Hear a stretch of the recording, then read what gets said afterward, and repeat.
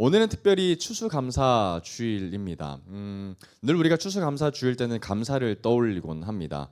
그런데 오늘 우리가 특별히 오늘 말씀을 통해서 우리가 무엇을 깨달아야 하냐면 한번 적어보면 좋겠습니다. 첫 번째 대질문이 이겁니다. 우리가 상황과 상관없이 감사할 수 있는 이유를 오늘 발견하기 원합니다. 상황과 상관없이 하나님 앞에 감사를 할 수 있는 이유를 오늘 말씀을 통해서 발견하길 원합니다. 조금 더 딥하게 질문을 제가 던져보면 그럼에도 감사할 수 있는 이유, 또 감사해야만 하는 이유까지도 제가 여러분들에게 질문을 좀 던져볼 수 있을 것 같아요. 그래서 오늘 추수감사주일 때 우리가 어떻게 감사할 수 있게 되나, 또 감사의 근거, 또 감사의 깊은 근원을 우리가 발견하게 되기를 주님의 이름으로 축복합니다. 아멘. 우리는 계속해서 출애굽기 여정을 우리 매 주일마다 이어 나가고 있습니다. 우리 지난주 말씀 우리 함께 복습해 보도록 하겠습니다. 우리 지난주 말씀 제목이 무엇이었습니까? 세상이 여호와께 속한 줄을 왕이 알리이다. 조금 길었지만 이 제목으로 함께 말씀을 나누었습니다. 여러분, 지난주는 심판의 몇 번째를 우리가 다루었죠? 7번째 심판의 내용을 우리가 다루었습니다. 우리 첫 번째 심판부터 한번 외워보도록 하겠습니다. 자, 우리 다니가 한번 외워볼까? 첫 번째 나일강피, 그리고 두 번째 개구리, 세 번째 네 번째 파리, 다섯 번째 가축의 죽음, 그 다음에 여섯 번째 악성 종기, 그리고 일곱 번째 지난주 맞아요, 우박이었어요. 잘했어요. 우리 우박이고요. 자, 조금 불안불안하긴 했는데 잘했습니다. 자, 그리고 오늘은 8번째와 9번째까지 오늘 살펴보게 될 겁니다. 여러분, 지난주 말씀을 좀 한번 돌이켜 보기를 원해요. 지난주는 우박 재앙을 가지고 우리가 살펴보았습니다. 우박은 모든 심판 가운데 가장 긴 내용을 가지고 있었던, 그래서 어쩌면 굉장히 중요한 본문을 가지고 있었던 이야기를 우리가 지난주 살펴봤습니다. 지난주 말씀 중에 여러 가지 중요한 포인트가 있었는데요. 조금 짚고 넘어가 보도록 할게요. 하나님께서는 바로에게 좀 대화를 하시면서 내가 진작에 너를 손을 들어서 전염병으로 돌림병으로 죽일 수 있었지만 죽이지 않았다라고 얘기하면서 굉장히 바로의 자존심을 막 상하게 했던 일이 있었던 것을 우리가 기억합니다. 그죠? 그러니까 얼마든지 하나님은 바로를 처단하실 수 있으셨는데도 불구하고 하나님은 바로를 계속해서 살려주셨고 또 기회를 주셨던 것을 발견했습니다. 그래서 우리는 악한 죄인이라도 하나님께서는 결코 멸망하기 원하지 않으시는 하나님의 엄청난 사랑을 우리가 살펴보기도 했습니다. 악인을 향한 하나님의 마음은 영어로 어떻게 제가 표현했죠? turn, 그렇죠? 돌이켜라. 이것이 하나님의 정말 진정한 마음이었다는 것을 우리가 발견하게 됐다는 거예요. 그래서 사실은 이 모습을 통해서 죄인된 우리가 얼마나 하나님 앞에 감사를 누리게 될 수 있는지를 우리가 알게 됐다는 거죠. 우리는 모두 하나님 앞에 죄인이기 때문에 그렇다는 거예요. 예수 그리스도는 의인을 부르러 오셨던 것이 아니라 누구를 부르러 오셨습니까? 죄인, 우리와 같은 바로 나를 부르러 오셨다는 것이 성경의 핵심 내용이라는 거예요. 이 우박을 우리가 한번 돌이켜보면 우박 심판은 다른 여타 심판하고 굉장한 독특한 구별된 점이 있었는데 그것이 무엇이었습니까? 피할 길을 열어주셨어요. 애굽 사람들에게 말이죠. 그래서 하나님이 미리 애굽에게 우박 재앙을 내리시기 전에 애굽 사람들도 그 재앙으로부터 피할 길을 열어주셔서 미리 알려주셨어. 뭐 하면 피한다? 너가 우박 내리기 전에 모든 짐승과 너희들이 집안으로 대피하면 산다라고 길을 열어주셨다라는 거예요. 여러분, 이제 애굽 사람들도 이 말씀을 듣고 반응하면 살 길이 열렸다는 거죠. 이전의 재앙과는 엄청난 구별되는 점이 여기서 열리게 됐다라는 거예요. 그러면 살 수 있는 방법은 너무 간단합니다. 뭐 하면 되죠? 하나님의 말씀을 듣고 반응하면 되는 거예요. 듣기만 해서 되는 건 아니죠. 듣고 반응해야 한다라는 거예요. 너무나도 쉽고 분명했습니다. 그래서 이 애굽 사람들은 이제 하나님의 말씀을 듣게 되고 이제 반응하는 사람과 반응하지 않는 사람이 이제 나뉘게 됐습니다. 그런데 여러분, 이거 반응하는 게 쉬웠어요, 어려웠어요? 쉽지는 않았습니다. 왜냐하면 그냥 믿으면 되는 거지. 한번 어쩌면 믿어야 본전 아니야라고 쉽게 생각할 수 있지만 다른 애굽 사람들의 눈치가 있었기 때문이죠. 내가 행여나 히브리 종의 신을 믿는다라는 태도를 누가 보게 된다면 굉장히 어렵게 관계가 될 거라는 걸 뻔히 예상할 수 있기 때문이라는 거예요. 그래서 굉장한 결단력이 필요했고 용기까지도 그들에게 필요했다라는 겁니다. 어쩌면 바로 왕으로부터의 실질적인 위협도 감수했었어야 했겠죠. 또한 더 중요했던 것은 실제적으로 하루치의 노동 일을 포기해야 했기 때문입니다. 경제적 손해를 우리가 감수해야 했었다는 거예요. 그래서 사람들은 애굽 사람들이 정말 믿어야 본전인 그 일을 믿는 사람도 있는가 반면 그 쉬운 일을 믿지 않는 사람들도 많이 있었다는 것을 우리가 발견했습니다. 그래서 우리가 발견했던 것은 이 땅에 딱 두 부류만 존재하는 거예요. 어떤 사람이에요? 하나님의 말씀을 듣고 반응하는 사람, 그리고 반응하지 않는 사람. 하나님의 말씀을 순종하는 사람, 순종하지 않는 사람. 그래서 생명의 길을 걸어가는 사람, 사망의 길을 걸어가는 사람, 복을 취하는 사람, 화를 받게 되는 사람. 명확하게 두 가지의 길밖에 없다는 것을 우리가 발견하게 됩니다. 그래서 우리가 말씀에 반응하는 것이 너무 중요하다는 것을 발견했습니다. 또 여러분들 기억하실 겁니다. 우박의 크기가 어느 정도 됐다고요? 요한계시록의 말씀을 추정하면 한 달란트, 그죠? 한 지름 40cm 정도 되는 엄청난 크기의 우박이 불과 함께 또 때로는 피가 섞인 것과 함께 하늘에서 내려졌다라는 거예요. 하나님의 심판을 상징했고 하나님의 강력한 임재를 상징했던 도가 바로 이 우박이었다는 거예요. 그런데 너무 충격적인 것은 요한계시록에 나와 있던 말씀을 통해서 마지막 날에 하나님이 우박을 내리시고 피 섞인 그 우박을 내리시면서도 불구하고 하나님의 백성들이 뭐 했다는 거예요? 하나님을 비방했다는 거예요. 원망했다는 거예요. 그때라도 돌이켜야 되는데 그렇지 않고 하나님을 대적했다라는 것이 굉장히 충격적인 모습이었다는 거죠. 그런데 이 우박을 맞고 난 바로조차 비슷하다는 것이 더 충격적이죠. 완악한 마음을 그는 포기하지 않습니다. 계속해서 완악한 마음을 가지고 있죠. 그런데 우박이 완전히 애굽을 초토화시켜 버리자 그는 그제서야 마음을 다시 누그러뜨리고 모세와 아론을 불러서 우박을 걷어갈라고 요청을 합니다. 그래서 우박 심판이 멈춰지는데 다시 바로가 마음이 완악해지게 된 계기가 있어요. 그게 뭐 때문이었죠? 밀과 쌀보리 때문이었어요. 아직 남은 것, 우박이 미처 피해를 주지 못했던 자라지 않은 밀과 쌀보리를 바라보고 바로가 그래도 우리가 먹을 것이 있네. 그래서 숨 쉴 틈이 보이자 또다시 바로가 마음이 완악해졌다는 것을 우리가 지난주 기억하게 됩니다. 다 이제 기억이 나실 거예요. 자, 그리고 나서 지난주 예고한 대로 오늘 뭐가 날라올 겁니까? 저 멀리서 이제 메뚜기 부대가 엄청나게 날라오게 될 겁니다. 그리고 나서 오늘 말씀을 살펴보게 될 텐데요. 오늘은 8번째, 9번째 심판입니다. 메뚜기 심판과 흑야마의 심판까지 오늘 살펴보도록 하겠습니다. 자, 기억하십시오. 오늘 말씀의 가운데 붙잡아야 될 질문이 뭐라고요? 감사해야 하는 이유, 감사의 근거. 상황과 상관없이 우리가 감사할 수 있는 이유에 대해서 놓치지 마시고 계속해서 캐쳐 마크를 달고 오면서 오늘 말씀을 같이 우리가 살펴보도록 하겠습니다. 자, 그러면 오늘 우리 함께 말씀을 우리 나눠보도록 하겠습니다. 오늘 말씀 출애굽기 10장 1절부터 2절까지 말씀입니다. 출애굽기 10장 1절에서 2절까지 말씀 우리 함께 읽어보도록 하겠습니다. 시작. 여호와께서 모세에게 이르시되 바로에게로 들어가라.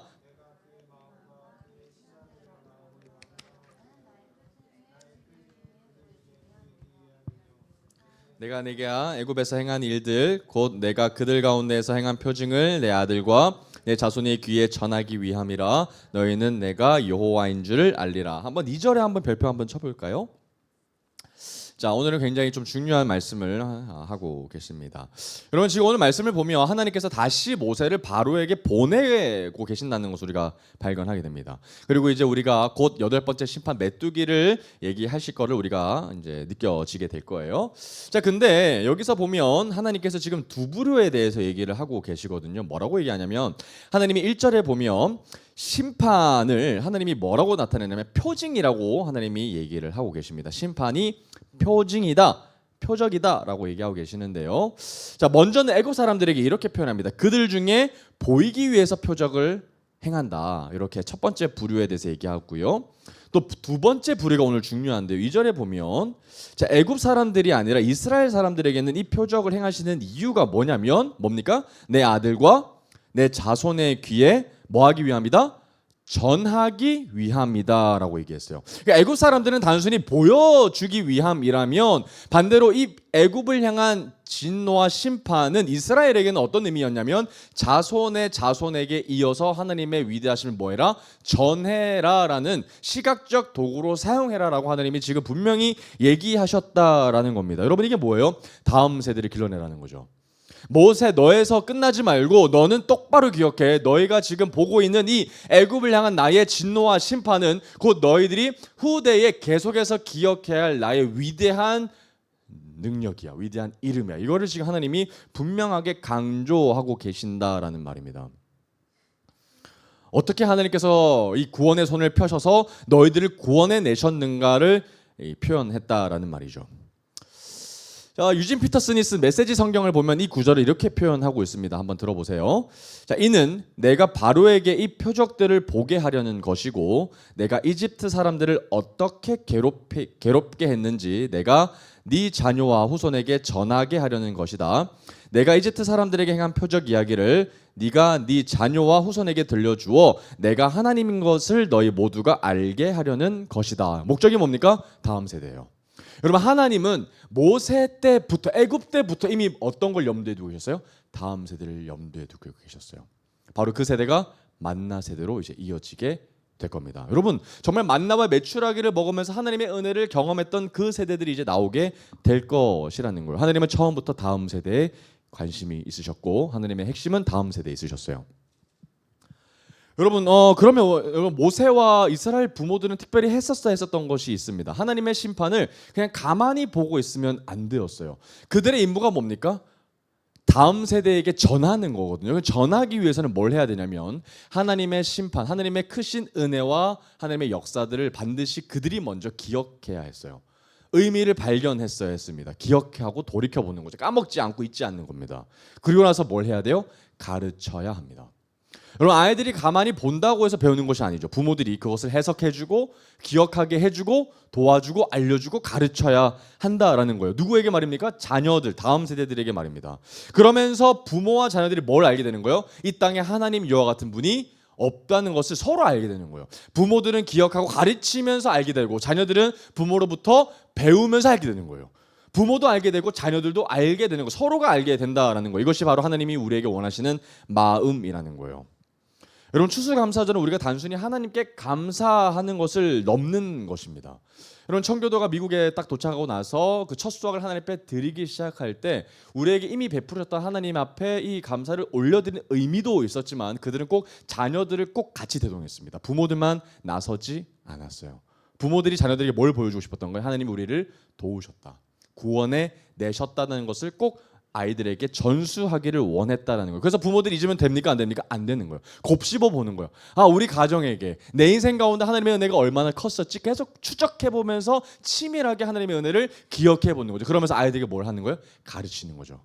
그리고 나를 도우셨던 하나님의 은혜가 너에게도 뭐 할 거다? 임할 거야 라고 축복해주는 그런 관계를 하나님이 우리에게 원하신다라는 겁니다. 신앙의 전수를 하는 것, 믿음의 명문 가정을 세우는 건 하나님의 이 땅을 향한 뜻이라는 거죠. 이것이 바로 추수감사절의 이야기라는 거예요. 이미 우리에게 베푸셨던 하나님의 은혜, 우리에게 부족한 것을 떠올리고 불평을 하는 것이 아니라 이미 우리에게 완벽하게 주셨던 하나님의 은혜를 곱씹어 보는 것이 추수감사절의 이야기라는 겁니다. 우리 모두 하나님 같은 분이 이 땅에 없다, 내게 하나님 같은 분이 없다라는 것을 고백하는 저와 여러분들 되기를 주님의 이름으로 축복합니다. 아멘. 이처럼 하나님께서는 처음부터 다음 세대를 향한 마음에 충만하셨던 분이셨어요.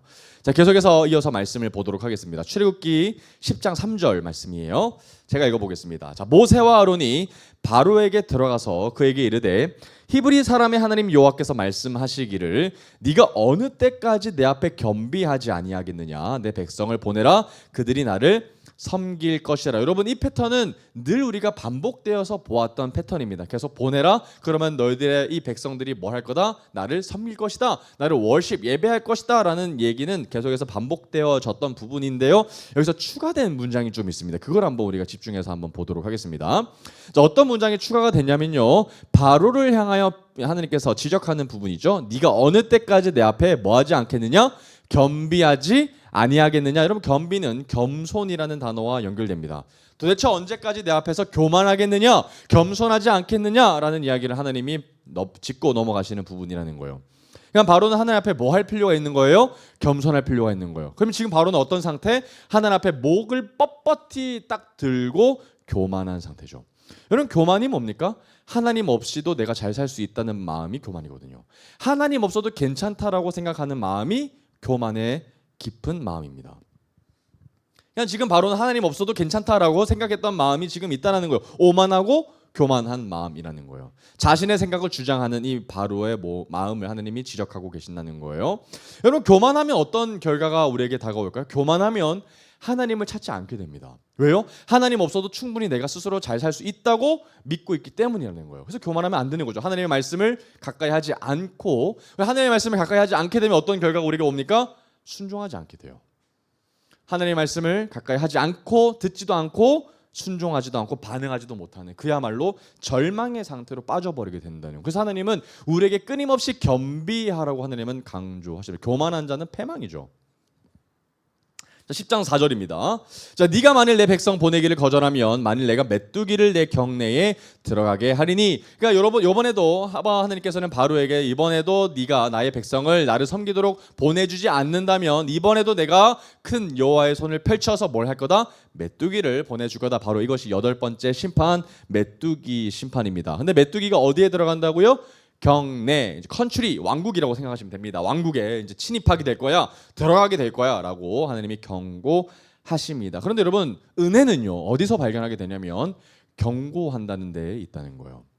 여러분, 지금이라도 메뚜기를 피할 길이 있어요, 없어요? 있어요. 바로가 지금이라도 교만한 마음을 내려놓고 겸손한 마음을 가져서 반응하면, 하나님의 말씀에 순종하면 살 길이 있어요, 없어요? 있다는 거예요. 경고는 하나님의 은혜죠. 쌓이는 은혜입니다. 쌓이는 위기가 아니라 은혜죠. 문제는 반응하지 않는 것이 진짜 위기입니다. 위기인 걸 모르는 것이 가장 큰 위기죠. 반응하지 못하는 게 위기라는 거예요. 5절 볼까요? 자, 메뚜기가 지면을 덮어서 사람이 땅을 볼 수 없을 것이라. 메뚜기가 내게 남은 그것 우박을 면하고 남은 것을 먹으며 너희를 위하여 들에서 자라나는 모든 나무를 먹을 것이며. 여러분, 메뚜기가 얼마만큼 온다는 거예요? 지면을 뭐 할 만큼? 덮을 만큼. 한번 밑줄 그어볼까요? 지면을 덮을 만큼. 또 어떤 만큼? 땅을 볼 수 없을 만큼. 여러분, 상상이 되십니까? 그야말로 이 땅 가운데, 애굽 땅 가운데 발 디딜 틈이 없을 만큼 메뚜기가 가득, 온 땅에 메뚜기가 창궐한 겁니다. 그러니까 여러분, 메뚜기 위에 메뚜기가 얹어 있는 거고요, 메뚜기 옆에 메뚜기가 있는 거죠. 그러니까 메뚜기끼리 지금 엉키고 막 해가지고 지금 완전히 볼 수가 없을 정도의 지금 지경에 이른 상태가 지금의 상태라는 겁니다. 여러분, 그런데 이 메뚜기가 뭐 어떤 결과를 지금 애굽에게 초래하고 있습니까? 우박을 면하고 남은 것을 뭐 한 거예요? 싹 다 먹어버려요. 여러분, 우박을 면하고 살아남은 것이 무엇이었습니까? 쌀벌이었죠. 밀과 쌀벌이었습니다. 그런데 그것을 믿고 있었던 바로의 마지막 희망마저 지금 메뚜기가 뭐 하고 있는 거예요? 빼앗아가고 있는 거예요. 여러분, 여호와의 군대가 나타나서 막 멋있게 막 밀과 쌀벌이를 납치해서 가져가는 것도 아닙니다. 위협하면서 가져가는 것도 아니죠. 그냥 어처구니 없이 그냥 메뚜기가 다 먹고 가버리는 거예요. 그럼 바로는 너무나도 황당하고 분노할 겁니다. 밀과 쌀벌이를 마지막 의지했던 그 대상을 하나님은 싹 다 가져버리고 말았습니다. 바로의 마지막 숨통을 하나님이 끊어버리셨다라고 볼 수 있다는 거예요. 여러분, 바로 이 밀과 쌀벌이 때문에 바로의 마음이 완악해졌던 거 아닙니까? 그러니까 우리의 마음에도 밀과 쌀벌이 같은 이 존재가 무엇인지 우리가 끊임없이 발견해야죠. 하나님보다 더 의지했던 나의 깊은 마음, 그 깊은 우상을 우리가 발견해야 한다는 거예요. 하나님은 결코 그 마음을 내버려 두지 않으십니다. 우리의 경배받을 대상은 오직 하나님뿐이시기 때문에 그렇다는 거예요.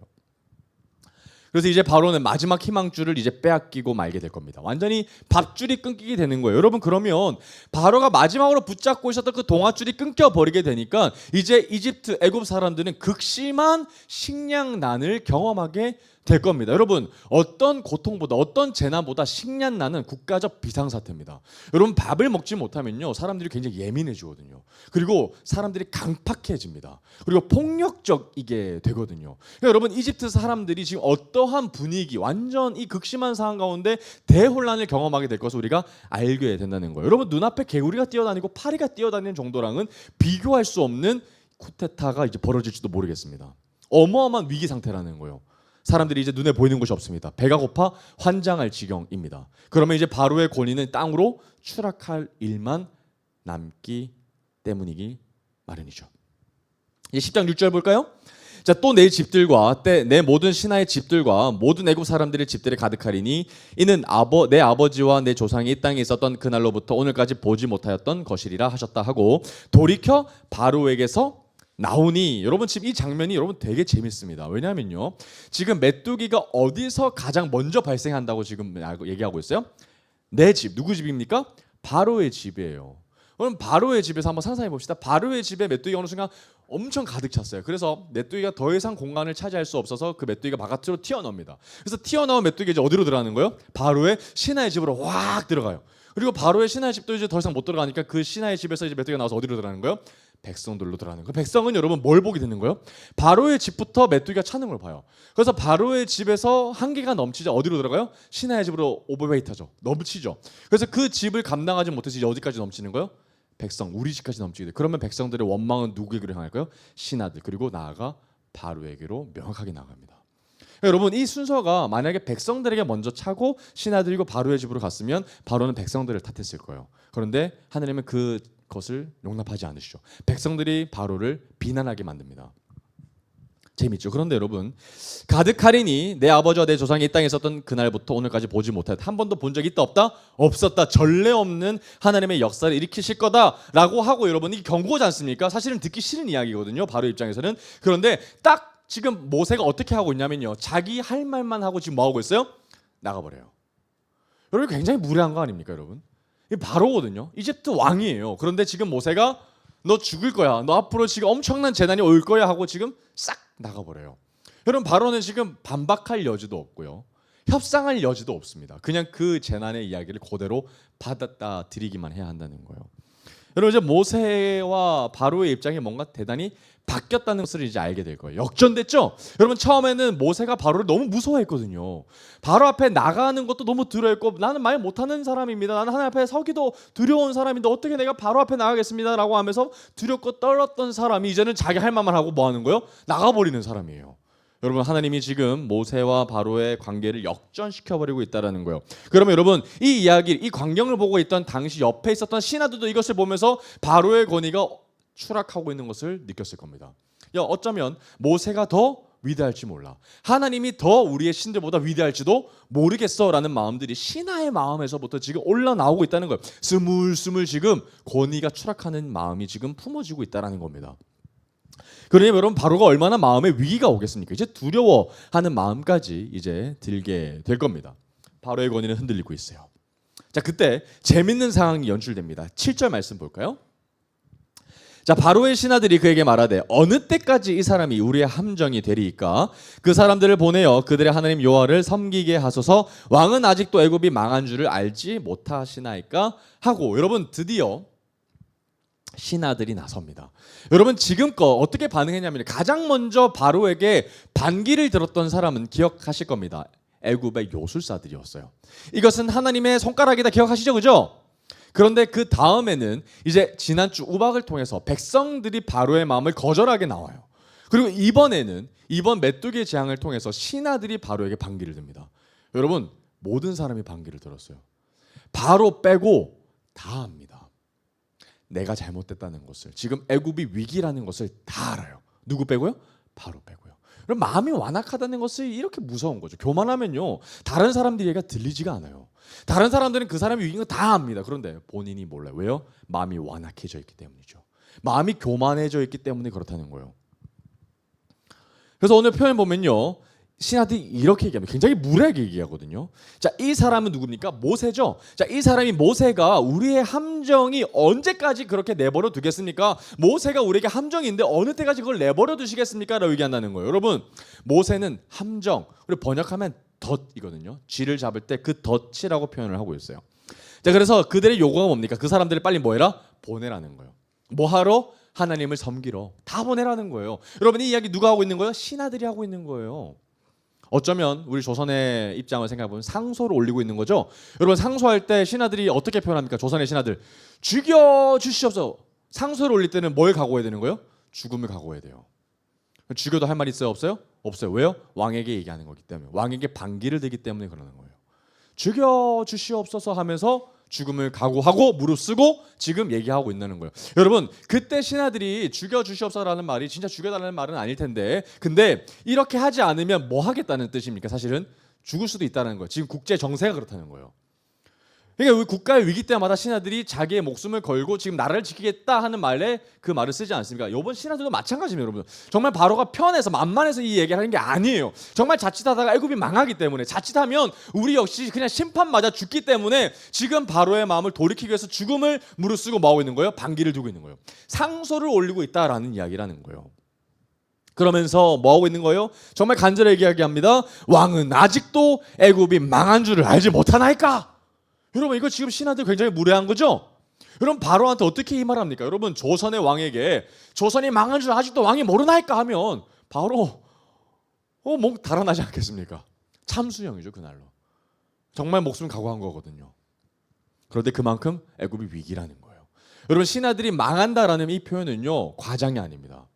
여러분, 이 표현 언제 한 거예요? 우박 사건 뒤에 한 거예요. 아직 메뚜기를 경험하지 않았거든요. 애굽의 우박 사건이 얼마나 피폐한 땅을 만들어냈는지를 지금 신하들이 말하고 있는 거예요. 우박이 정말 초토화 만든 겁니다. 애굽을 완전히 모든 시스템을 무너뜨리게 만들어버린 거예요. 그래서 이 애굽의 신하들은 제발 모세의 요구대로 해라라는 말이죠.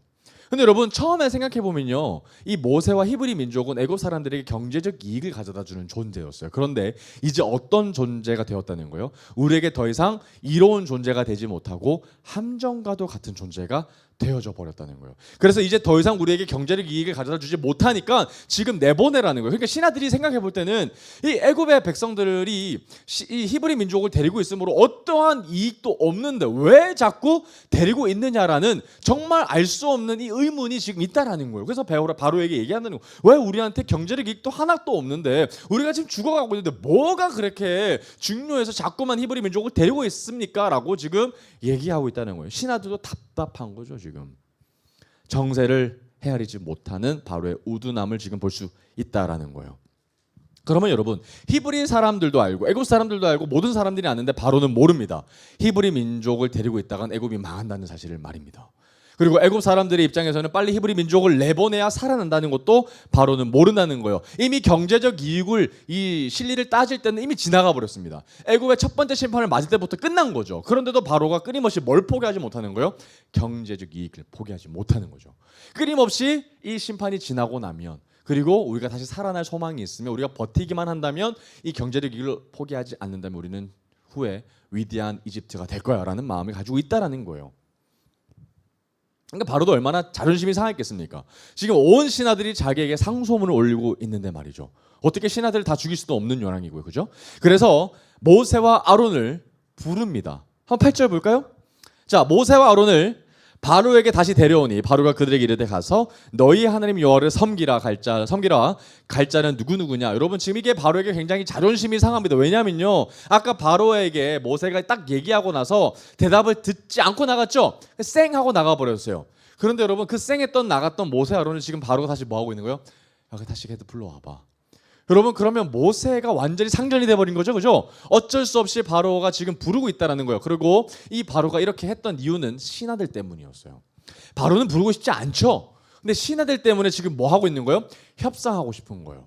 오케이, 신하들 알겠어. 근데 내보내기는 내가 싫고 또 모세 이야기를 들어주긴 해야 될 테니까 오케이, 알겠어. 그럼 내가 한번 머리를 짜볼게 하면서 지금 바로가 뭘 얘기하냐면요, 한번 마지막 줄에 이렇게 얘기하고 있습니다.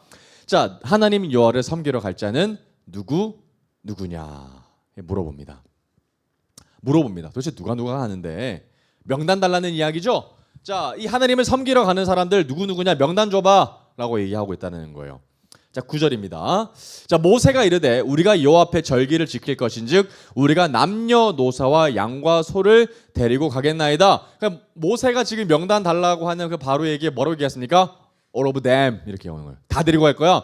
그래서 그 표현이 어떻게 표현하고 있어요? 남녀, 노소, 그리고 양과 소는 모든 가축을 이르는 마늘이에요. 그럼 여러분, 지금도 남녀노소라는 말은 사람 상관없이, 사람이면 다 데리고 가겠다는 말이죠. 남자와 여자 상관없이, 늙은이나 어린이와 상관없이, 그죠? 꼬부랑 할머니 할아버지와 갓난아기까지 상관없이 우리 다 뭐 되겠다? 다 데리고 가겠다는 거예요. 양이건 소건 뭐 개건 뭐 다 데리고 가겠다는 거예요. 그러니까 명단 줄 필요 있어요, 없어요? 없어요. 다 데려가겠는데 뭔 명단이 필요해요, 그죠? 누가 갈 건데? 라고 얘기했는데 아닌데, 우리 다 할 건데? 라고 지금 모세가 아주 건방지게 얘기하고 있다라는 말입니다. 근데 모조리 다 가는 이유가 뭐예요? 오직 모세가 모조리 데리고 가는 이유는 명확합니다. 하나님을 뭐 하기 위해? 섬기기 위해죠.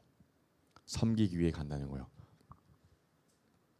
자, 10장 10절 볼까요? 바로의 대답입니다.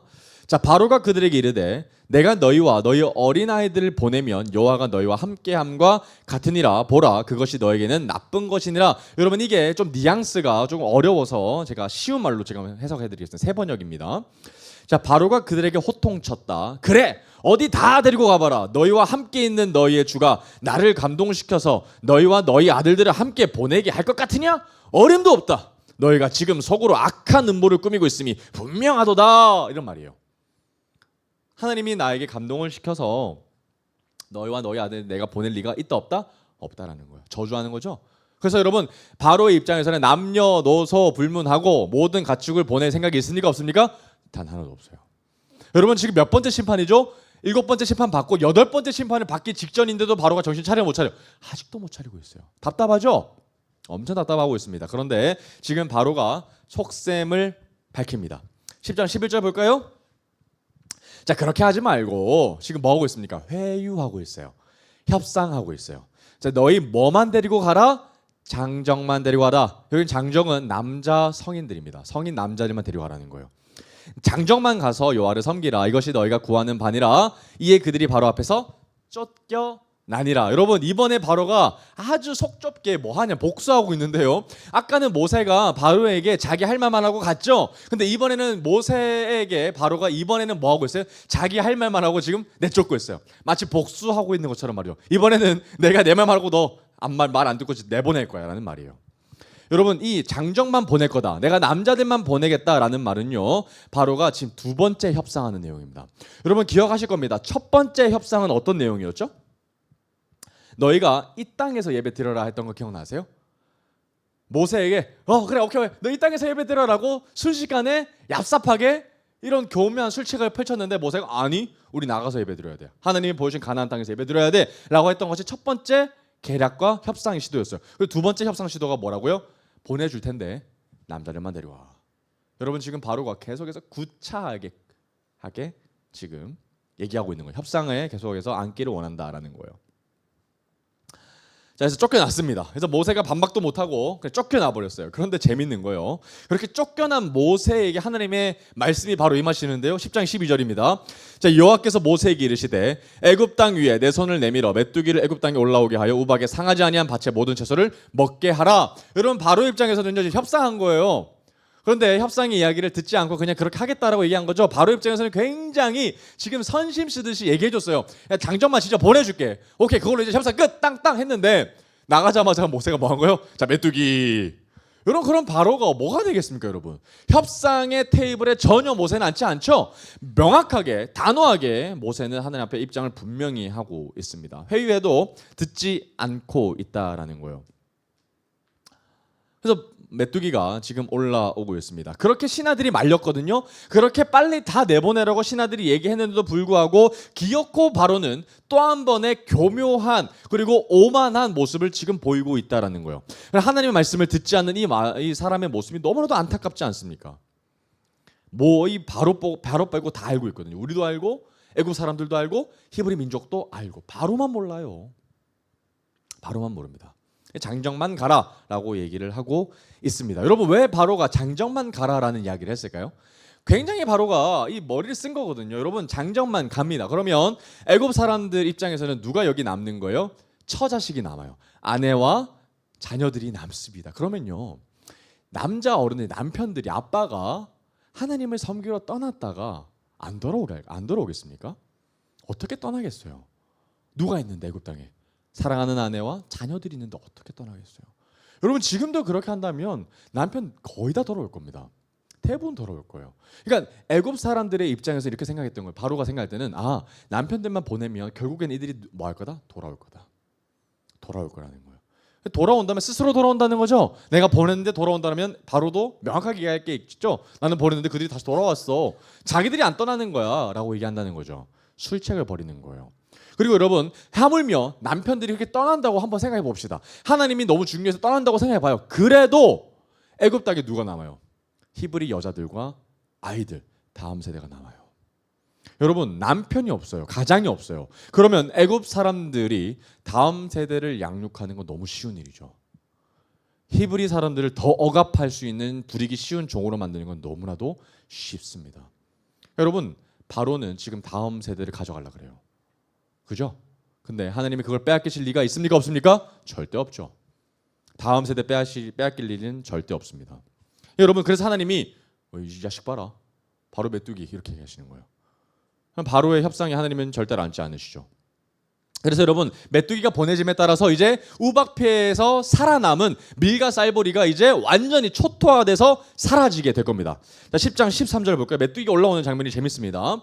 자, 모세가 애굽 땅 위에 그 지팡이를 들매 여호와께서 뭘 일으켜? 자, 동풍 동그라미 동풍. 자, 동쪽에서 이르는 바람이죠. 동풍을 일으켜서 온 낮과 밤에 불게 하시니 밤새도록 부는 거예요. 그래서 아침이 그 다음 날 아침이 됐어요. 그래서 동풍이 뭘 불러 일으켰다? 메뚜기를 일으켰다. 하나님을 뭘 일으키시는 분이에요? 바람을 일으키시는 분이죠. 동풍을 만드셨어요. 그래서 메뚜기가 왔어요. 자, 14절입니다. 자, 메뚜기가 애굽 온 땅에 이르러 그 사방에 내림에 동그라미 쳐볼까요? 사방에 내림에. 여러분 메뚜기가 하늘에서 뭐처럼 내린 거예요? 비처럼 내린 거예요. 하늘에서 우박이 내렸고요. 연이어서 하늘에서 뭐가 내리는 겁니까? 메뚜기가 내리는 거예요. 하늘의 여신이 완전히 죽은 거죠. 사방에 내렸어요. 그래서 그 폐해가 심하니 이런 메뚜기는 전에도 없었고 후에도 없을 것이라. 여러분 메뚜기가 이제 애굽 온 땅에 가득해서요 사방에 내리게 됐습니다. 얼마나 징그럽겠어요. 소리도 징그럽고요. 곡식 잡아넣는 거 보면 너무 속상하고요. 그리고 여러분 중동의 메뚜기는 생각보다 굉장히 큽니다. 우리나라 뭐 메뚜기는 한 요 정도 될까요? 방앗개비 정도 이 정도 되는데 중동의 크기는 한 손가락 남자 성인 사이즈를 넘습니다. 그런데 이게 하늘을 덮는다고 생각해 보면 너무 소름이죠. 내 몸에 달라붙고 내 몸에 달라붙으면 얼마나 극심하겠습니까? 그리고 메뚜기는요 크기는 작지만 자기 덩치의 3배까지 먹습니다. 여러분 그래서 메뚜기가 그 동네를 쓸어버리면 어마어마한 식량 피해를 경험하게 됩니다. 그런데 메뚜기 피해는 지금도 중동과 아프리카에는 있습니다. 소름 돋을 일이죠. 자, 10장 15절 볼까요? 메뚜기에 대해서 계속 묘사를 합니다. 자, 메뚜기가 온 땅을 덮어 땅이 뭐 했다? 어둡게 됐다. 동그라미 쳐볼까요? 어둡게 됐다. 어둡게 됐다. 자, 메뚜기가 우박에 상하지 아니한 밭의 채소와 나무 열매를 다 먹었으므로 애굽 온 땅에서 나무나 밭의 채소나 푸른 것은 남지 아니하였더라. 여러분, 밭의 채소가 사라지게 된 것보다 더 큰 재앙은 땅이 어두워진 거예요. 땅이 어둡게 됐어요. 여러분, 땅이 어둡게 됐다는 표현을 왜 썼을까요? 그만큼 메뚜기가 하늘을 뭐 했다? 가득 채웠다는 거예요. 여러분 하늘에 뭐가 있죠? 태양이 있어요. 근데 태양을 가릴 만큼 지금 메뚜기가 하늘에 창궐 했다는 거예요. 하늘을 보면 하늘이 보이지 않고 메뚜기가 보여요. 메뚜기로 빼곡하게 보였고 땅을 보면 땅에 빈틈이 보이지 않을 만큼 메뚜기가 가득해요. 하늘과 아래 모든 것이 메뚜기로 가득 차 있어요. 그러니까 분명히 지금은 낮은 시간, 정오의 시간인데도 불구하고 하늘을 보면 뭐 한 거예요? 어두컴컴한 거예요. 그러니까 심리적으로 사람들은 메뚜기 때문에도 두렵지만 지금 어두워져서 두렵기 시작합니다. 누가 봐도 재앙이라는 거예요. 이제 애굽 사람들은 땅이 어두워지는 것을 경험하게 되면서 다음 심판에 대해서 예고에 대한 이야기를 하게 될 겁니다. 다음 심판이 뭡니까? 흑암이죠. 근데 메뚜기 사건을 통해서 이미 그들은 어두워지는 거에 대한 트라우마가 먼저 생겼어요. 10장 16절 볼까요? 자, 바로가 모세와 아론을 급히 불러 이르되 내가 너희의 하나님 여호와 너희에게 죄를 지었으니. 여러분 지금 바로가 곧바로 이 모세와 아론을 다시 부릅니다. 자기가 쫓아내놓고 면치 없이 다시 그들을 불러요. 그러면서 도와달라고 얘기하는데요. 이때 얘기합니다. 내가 너희 하나님 여호와께 죄를 지었다. 그리고 너한테도 죄를 지었다라고 얘기합니다. 그러나 여러분 바로가 지금 표현하는 이 죄에 대한 고백은 진짜 죄에 대한 슬픔을 통해서 나오는 회개가 아니죠. 나에게 임해진 재앙의 고통이 심해서 나오는 일시적 회개입니다. 여러분 진짜 회개는 죄에 대한 슬픔이 있어야 돼요. 아, 내가 진짜 죄인이구나. 내가 진짜 완악한 마음을 가진 죄인이구나라는 마음 안에서 우러나오는 회개가 진정한 회개지. 내 고통이 단순히 심해서, 내가 가난해서, 내가 먹고 살기 힘들어서, 내 몸에 어려움이 와서 회개하는 회개는 회개가 아니죠. 내가 어째서 하나님의 마음을 알지 못해서, 하나님을 사랑하지 못해서 하나님 앞에 떠날 수밖에 없는 죄인이라서 회개하는 게 진짜 회개라는 거예요. 그러니까 여러분 이 회개도 결코 하나님께서 기뻐하시는 회개가 아니죠. 일시적인 상황 앞에서 모면하려는 회개죠. 피하려고 하는 거예요, 바로가. 그런데 여러분 우리가 이럴 때도 얼마나 많습니까? 우리가 어떤 상황 앞에서 하나님 우리 도와주세요 하고 하나님이 구원의 손길을 베풀어 주시면 그 즉시 하나님을 잊어버리는 사사시대와 같은 모습이 우리에게도 얼마나 많이 있어요. 그래서 우리가 추수감사절을 만든 이유가 뭐예요? 그걸 하지 마라. 계속 기억해라. 계속 하나님을 곱씹어보며 은혜를 묵상해라라는 거 아닙니까? 근데 여러분 바로는 지금 애굽에 식량이 사라진 것도 큰 위기지만 무엇보다도 뭐가 사라진 거예요? 태양이 사라졌어요. 이 메뚜기가 하늘을 다 덮으면서 어두워진 것이 너무 두려웠을 겁니다. 그러면서 바로가 도와달라고 요청하는 거예요. 10장 17절입니다.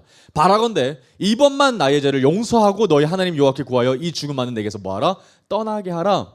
이번만은 나를 용서해달라는 거예요. 여러분 바로가 얘기하기에는 참 자존심 상하는 일입니다. 그죠? 바로는 왕이죠.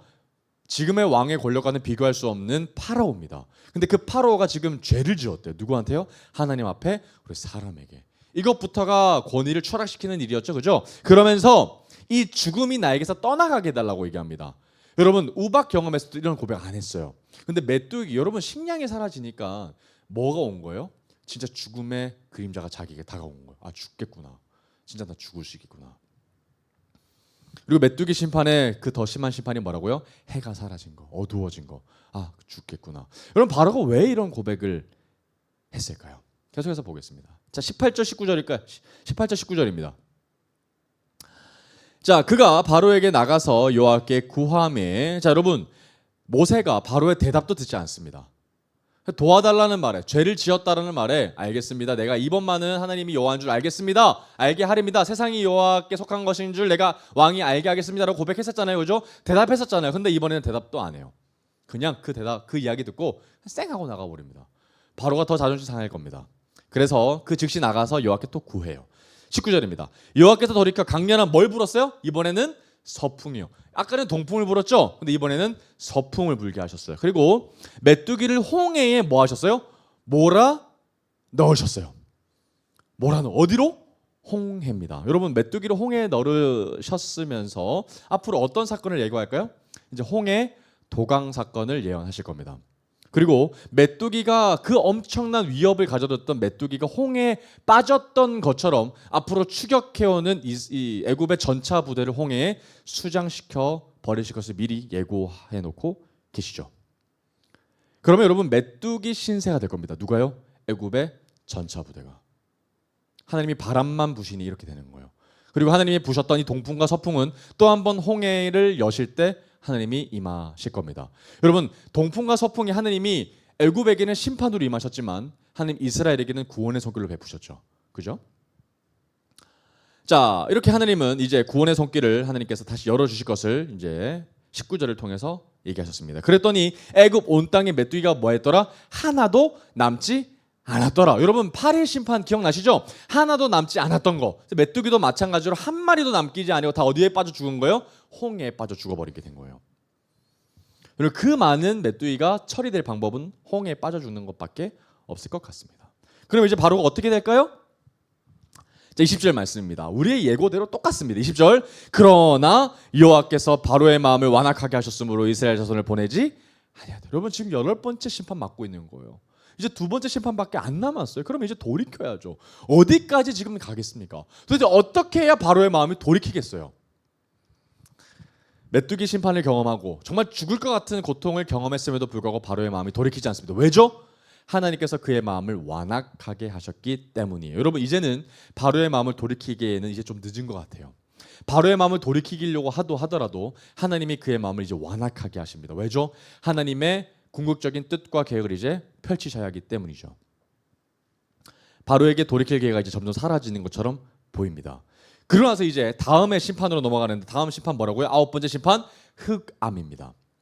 이제 하이라이트의 방점을 이제 찍기 시작할 겁니다. 여러분 이제 9번째를 경험하게 되면서 이스라엘 백성들에게 이제 좀 뭔가 다른 심판이 오게 될 거예요. 10장 20절 21절 말씀입니다. 자, 여호와께서 모세에게 이르시되 하늘을 향하여 내 손을 내밀어 애굽 땅 위에 뭐가 있게 하라? 흑암이 있게 하라. 곧 더듬을 만한 흑암이리라. 여러분 흑암 동그라미 쳐볼까요? 여러분 이제 9번째 심판이 임하는데요. 이제 끝나갑니다. 심판이요. 근데 9번째 심판에는 경고가 있어요? 없어요? 없어요. 그냥 완악해지자 어느 순간에 갑자기 임해져 버립니다. 근데 여러분 경고가 없거든요. 근데 여러분 여기서 보면 흑암이라는 단어를 써요. 원어를 보면 그냥 어두움, 그냥 밤이라는 단어가 있거든요. 가장 많이 쓰는 단어. 근데 그 단어를 쓰지 않아요. 어떤 단어를 쓰냐? 흑암이라는 단어를 쓰는데 이 흑암이라는 단어는 언제 씁니까? 창세기 1장에 써요. 하나님께서 뭘 창조하실 때? 천지를 창조하시기 전의 상태의 단계의 뜻, 흑암이라는 단어를 쓰시거든요. 한번 볼까요? 창세기 1장 1절에서 3절 말씀입니다. 창세기 1장 1절에서 3절까지 말씀. 하나님이 천지 창조하시고 나서는 한 번도 있지 않았던 흑암이 지금 임하는 거예요.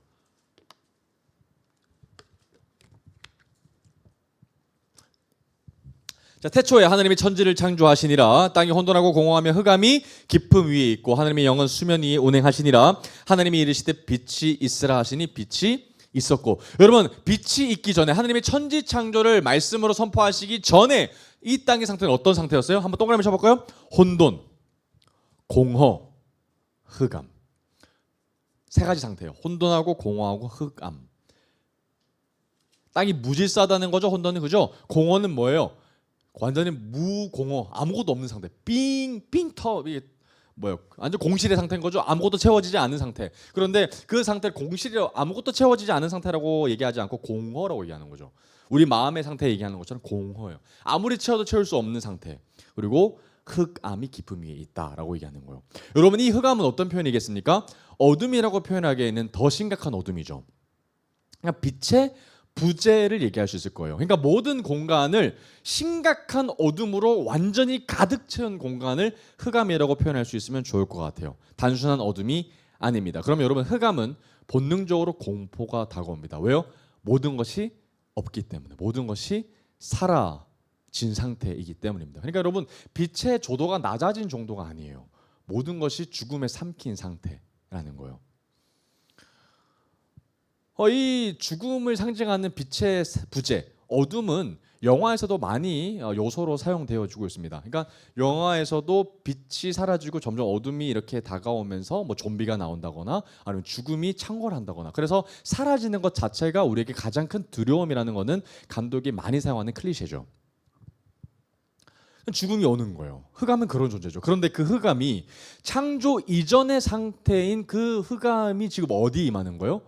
애굽에 임하는 거예요. 그러니까 여러분, 지금 단순히 하나님이 촛불 가져가신 정도가 아니죠. 태양을 가린 정도가 아니에요.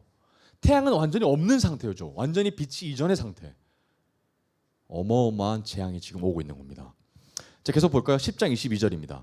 자, 모세가 하늘을 향하여 손을 내밀매 캄캄한 흑암이 3일 동안 애굽 온 땅에 있어서, 며칠 동안이요? 3일 동안입니다.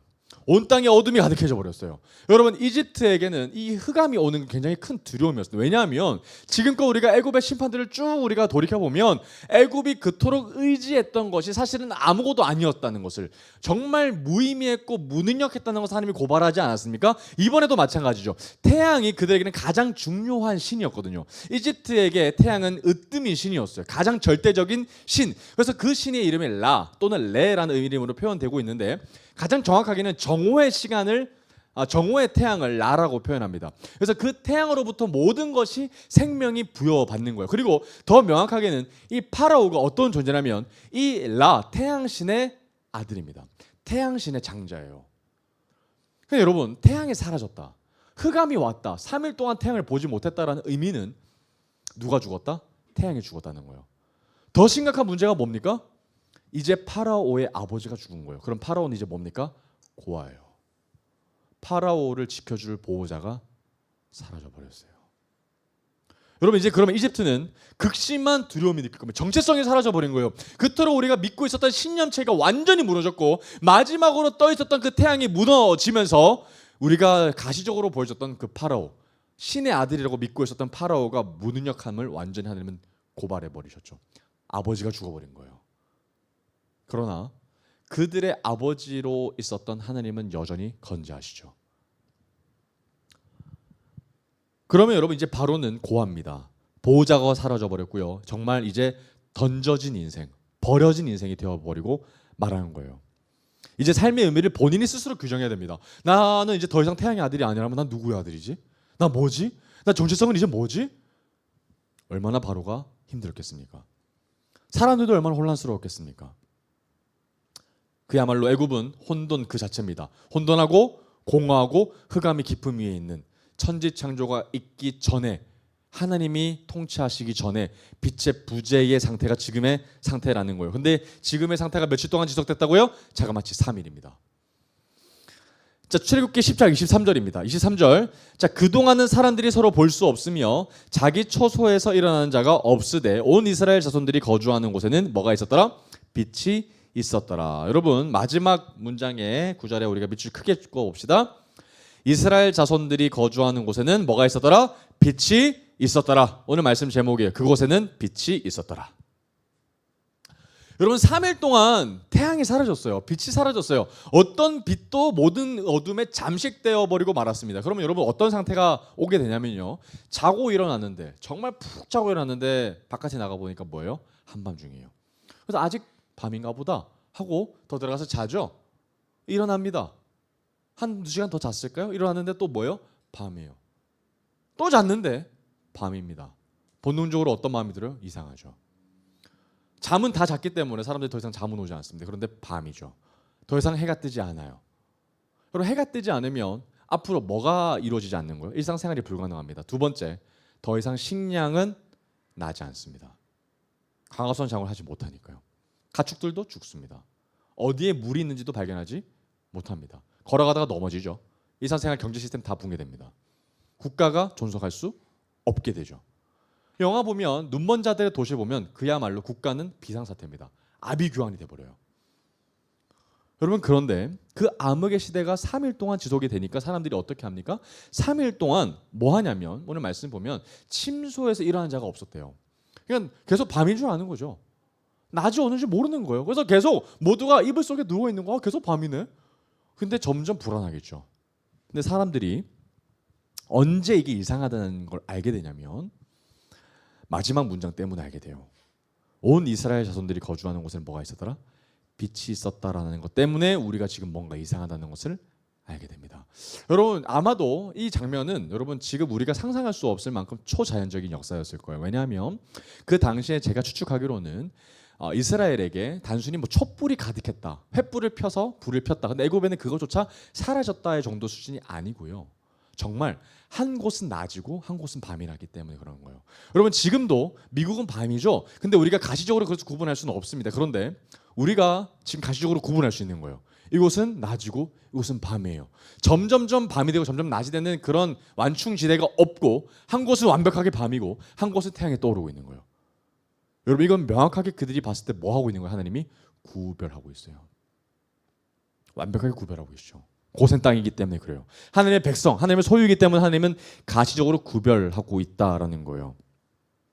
그러면 이스라엘 백성들뿐만 아니라 애굽 사람들은 뭘 알게 될까요? 저곳에는 빛이 있고 이곳에는 뭐가 없다? 빛이 없구나. 빛이 사라졌구나. 그럼 내가 살기 위해서는 어디에 어떻게 해야 되겠다? 빛이 있는 곳으로 가야 되는구나.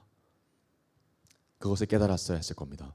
자, 이거 어떻게 되는지 한번 볼까요? 10장 24절입니다. 자, 바로가 모세를 불러서 이르되 너희는 가서 여호와를 섬기되. 여러분, 지금 바로가 바로 이제 얘기합니다. 도와달라는 말 하기 전에 보내죠. 정말 위기가 왔다는 거예요. 정말 스스로 자기 정체성이 혼란스러울 만큼 위기가 왔다는 거예요. 그래서 보냈는데요, 이제 또 협상을 합니다. 그 와중에 협상을 하기를 원합니다. 뭐 하는 거예요? 여호와를 섬기되 너희의 양과 소는 머물러 두고 너희 어린 것들은 너희와 함께 갈지니라. 뭐 하고 있습니까? 다음 세대까지 내가 포기하게. 근데 가축은 두고 가라. 여러분, 바로가 진짜 바지가랑이 붙잡고 빛이 뭐야? 정말 하나님 앞에 정말 애타게 지금 뭔가 이렇게 구차하게 지금 원하고 있는 거 아닙니까? 그죠? 바지가랑이 저거 이것만은 내가 포기할 수 없어. 가축만큼은 내가 못 보내지. 가축은 사실은 여기서 태어난 거잖아. 여기서 다 난 거잖아. 가축은 사실 엄연히 말하면 우리 거 아니냐. 너희들이 선대. 이 요셉으로 말미암아 너희들 히브리 민족이 왔을 때 목축업을 보내줬도록 우리 왕이 허락해 준 거 아니냐. 그러면 목축업은 사실 우리 거 아니냐. 우리 건데 놔두고 가라, 이 말 하는 거예요. 남녀노소는 다 데리고 가지만 목축, 이 가축은 안 된다라고 얘기하는 거예요. 이렇게 참 구질구질하게 요구하는 바로의 모습이 참 안타깝습니다. 자, 모세가 얘기합니다. 25절 26절이에요. 자, 모세가 이르되 왕이라도 우리 하나님 여호와께 드릴 제사와 번제물을 우리에게 주어야 하겠고 우리의 가축도 우리와 함께 가고 한 마리도 남길 수 없으니 이는 우리가 그 중에서 가져다가 우리 하나님 여호와를 섬길 것임이며 또 우리가 거기에 이르기까지는 또 어떤 것으로 여호와를 섬기는지 알지 못함이니이다 하나. 이런 모세가 타협할 생각이 있어요 없어요? 없습니다. 모든 가축, 남녀노소뿐만 아니라 모든 가축까지 다 데리고 가겠다는 거예요. 그 이유가 뭡니까? 이 동물들로 하여금 하나님 앞에 모여야 되기 때문에 예배해야 돼. 제사 드려야 되잖아요. 번제물로 드려야 되잖아요. 그래서 다 데리고 가겠다라는 거예요. 자, 27절 28절입니다. 여호와께서 바로의 마음을 완악하게 하셨으므로 그들 보내기를 기뻐하지 아니하고 바로가 모세에게 이르되 너는 나를 떠나가고 스스로 삼가 다시 내 얼굴을 보지 말라. 네가 내 얼굴을 보는 날에는 정녕 죽으리라 라고 얘기하고 있습니다. 여러분 여기서 보면요, 이제 바로의 선택권이 이제 없다는 것을 알게 돼요.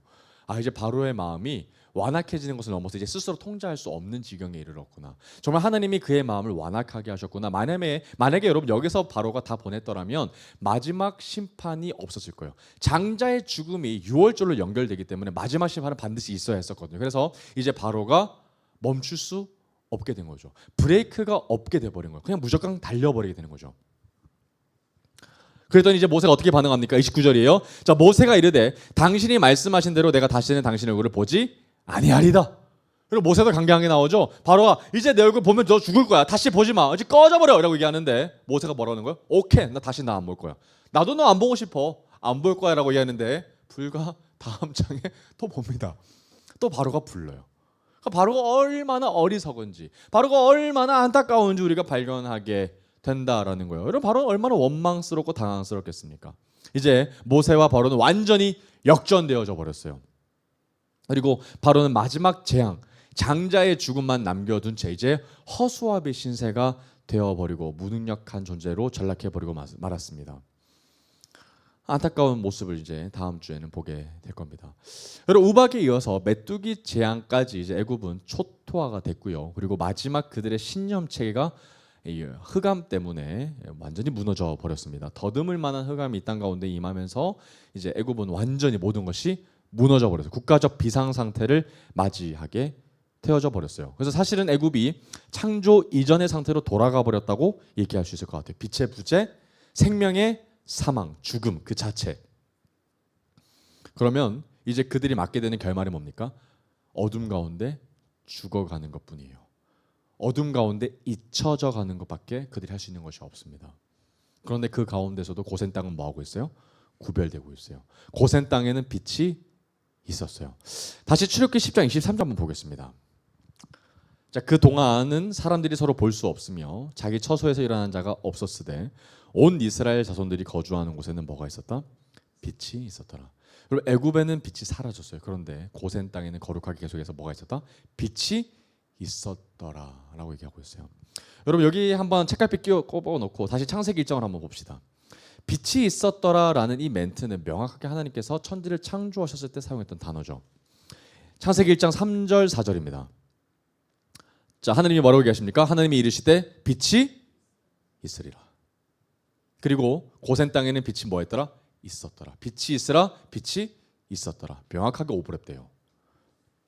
빛이 있었고 빛이 하나님 보시기에 뭐했더라?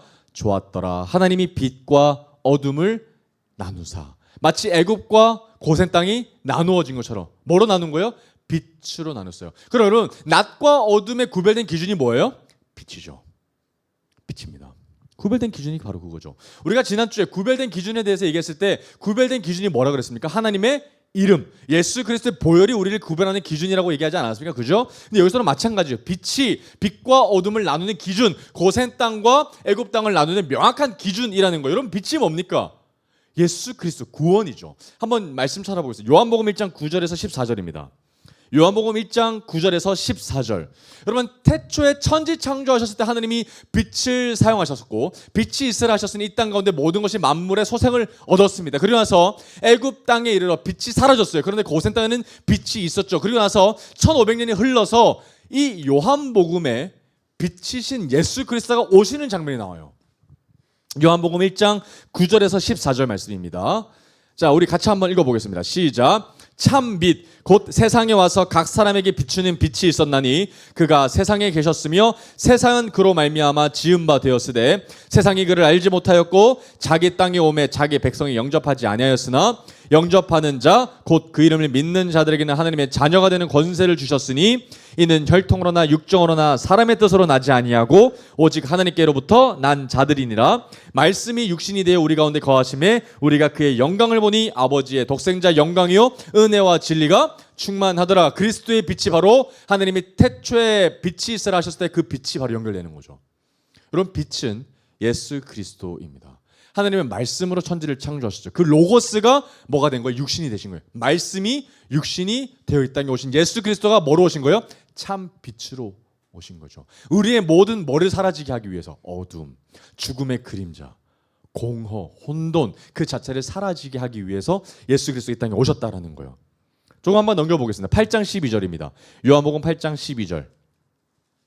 빛이신 예수 그리스도에 대해서 좀 더 알아봐 가보겠습니다. 여러분, 빛에 대해서는 예수 그리스도가 명확하게 스스로에 대해서 계속해서 반복적으로 말씀하십니다. 헷갈리지 마라. 나는 빛이다. 요한복음 8장 12절이에요. 자, 예수께서 또 말씀하여 이르시되 나는 세상의 뭐다? 빛이다. 나를 따르는 자는 어둠에 다니지 아니하고 생명의 빛을 얻으리라. 아멘. 생명의 빛을 얻으리라. 어둠에 다니지 아니한대요. 여러분, 고센 땅에 구별된 것처럼 예수 그리스도의 이름이 있는 자들에게는 다시는 어둠이 우리를 잡아먹지 않게끔 하나님이 지켜주신다는 거예요. 자, 12장으로 가볼까요? 요한복음 12장 46절. 요한복음 12장 46절입니다. 같이 해보겠습니다. 시작. 나는 빛으로 세상에 왔나니 물은 나를 믿는 자는 어둠에 거하지 않게. 아멘. 나는 빛으로 세상에 왔다.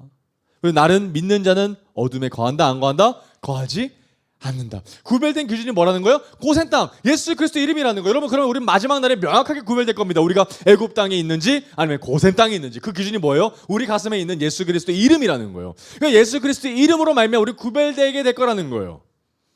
그걸 하기 위해서 예수 그리스도 이 땅에 오신 거죠. 우리의 모든 어둠을 물러내기 위하여.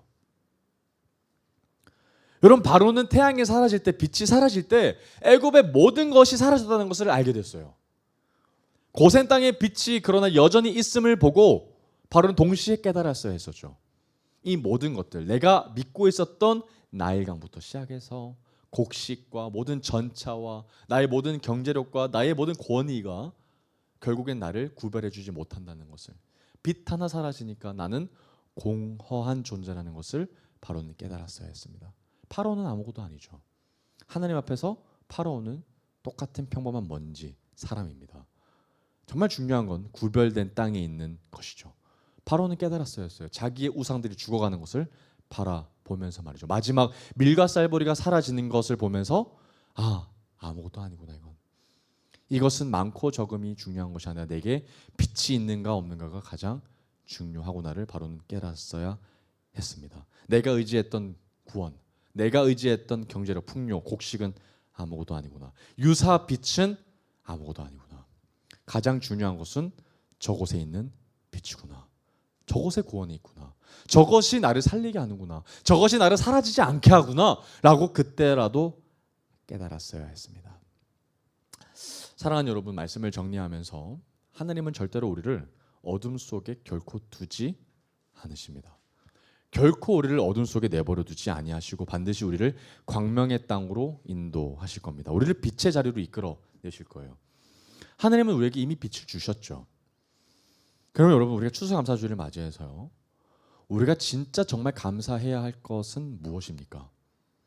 우리가 상황이 어떻게 된다고 하더라도 우리가 어렵고 좌절되고 정말 살 수 없는 절망의 순간에 있다 하더라도 우리가 감사할 수 있는 이유, 아니 감사해야만 하는 이유, 그것이 뭡니까? 감사의 근거는 내게 있는 곡식과 밀과 쌀보리가 아니고 애굽의 전차가 아니고 나의 지위가 아니고 빛이죠. 우린 예수 그리스도로 말미암아 감사할 수 있는 겁니다. 그래서 올해도 우리에게 얼마나 많은 곡식을 주셨는가를 바라보기보다 이미 나에게 비춰주신 그 빛으로 말미암아 감사하게 되는 복된 추수감사주일이 되기를 주님의 이름으로 축복합니다. 아멘. 우리는 평생토록 주님 앞에 감사해야 하는 사람들입니다. 여러분, 감사의 대상이 바뀌면요, 감사의 깊이가 변화됩니다. 감사의 깊이가 깊어집니다. 여러분, 언제까지 우리의 재화들을 보고 우리에게 주어진 환경들을 보고 감사의 크기가 바뀌면 안 되는 거죠. 그래서 우리가 추수감사주일을 맞이해서 내게 얼마나 감사할 것이 있나라고 생각하면서 감사의 크기를 결정하는 것이 아니라 그거와 상관없이 이미 나에게 베풀어 주신 그 놀라운 하나님의 광명한 그리스도의 빛, 예수 그리스도의 보혈로 말미암아 늘 감사로 충만하게 되기를 주님의 이름으로 축복합니다. 감사가 변화되면 안 됩니다. 감사가 변동되면 안 됩니다. 날마다 감사로 충만해 있기를 주님의 이름으로 축복합니다. 그러다 보면 우리에게 필요한 것을 주님께서 어련히 알아서 주실까요? 우리에게 정말 우리의 입술을 통해서 날마다 원망과 불평과 사라지고 멈추어지고 떠나가고 어둠이 사라지고 하나님 앞에 감사를 끊임없이 돌이켜 드리는 저와 여러분들 되기를 축복합니다. 우리에게 있는 것 구원이고요, 우리에게 있는 것 예수고요, 우리 금요일에 말씀에 나왔던 것처럼 우리에게는 생수가 있습니다. 우물에 나가서 현물 켜지 않기를 주님의 이름으로 축복합니다. 예수님으로 말미암아 모든 어둠이 사라졌어요. 모든 헛된 것들이 무너졌고 유사빛도 이제 꺼져가기 시작할 겁니다. 밀과 쌀벌이가 중요한 게 아니죠. 밀과 쌀벌이가 나를 살리는 게 아닙니다. 오직 예수가 나를 살리는 것이고요, 예수가 나를 이미 살리셨습니다. 그래서 우리도 예수의 이름만 붙잡고 우리에게 빛을 비추신 하나님께 정말 진정한 감사, 참된 감사, 깊은 감사를 올려드리기를 원합니다. 진짜 감사한 것을 감사할 줄 아는 저와 여러분들이 되기를, 그런 에이맨이 되기를 축복합니다. 할렐루야.